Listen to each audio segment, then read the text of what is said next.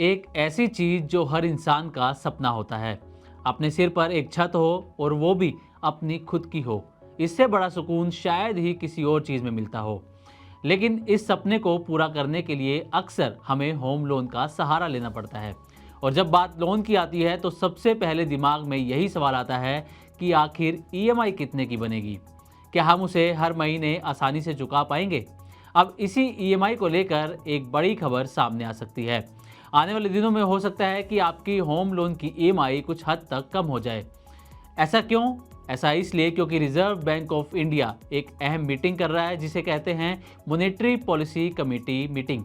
Meeting के नतीजे 6 जून को सामने आएंगे और ये मीटिंग जो है वो 4 जून से लेकर 6 जून तक चलेगी और 6 जून को नतीजे आएंगे। हो सकता है कि इस मीटिंग में ऐसा फैसला लिया जाए जिससे आम आदमी को थोड़ी राहत मिल जाए।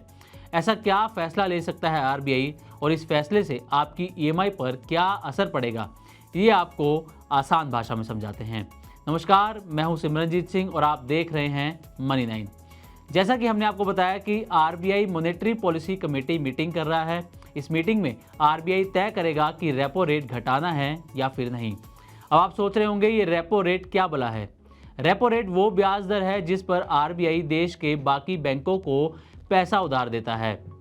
अगर आरबीआई इस रेट को घटा देता है तो बैंकों को सस्ता लोन मिलता है और फिर वही बैंक आगे ग्राहकों को भी सस्ता लोन मुहैया कराते हैं, यानी आपकी ईएमआई कम हो जाती है। फिलहाल रेपो रेट 6% पर है, लेकिन एक्सपर्ट मान रहे हैं कि आरबीआई रेपो रेट को घटा सकता है। कुछ जानकारों का कहना है कि 0.25% या फिर यूं कहें कि 25 बेसिस पॉइंट्स की कटौती रेपो रेट में हो सकती है। वहीं कुछ बड़े इकोनॉमिस्ट का मानना है कि 0.50% यानी कि 50 बेसिस पॉइंट्स की कटौती भी संभव है, जिससे ग्रोथ को तेज़ी मिलेगी और बाजार में पैसा ज़्यादा सर्कुलेट होगा। अब आप सोच रहे होंगे कि आपकी ईएमआई में कितना फ़र्क पड़ेगा, कि आपकी ईएमआई कम होगी या फिर नहीं। तो चलिए हम इसे आसान तरीके से समझाते हैं। अब मान लीजिए आपने 20 सालों के लिए 50 लाख रुपए का होम लोन लिया है और अभी बैंक आपसे 8.75% ब्याज दर पर ईएमआई ले रहा है।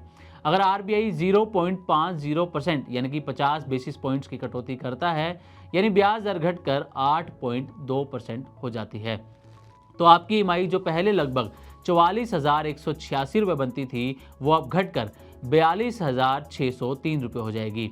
मतलब आपकी हर महीने की बचत होगी 1582 रुपये। और अगर 20 साल के नज़रिए से देखें, जो कि आपका ये लोन का टेन्योर हम मानकर चल रहे हैं, तो कुल बचत लगभग 3.8 लाख रुपए जितनी होगी।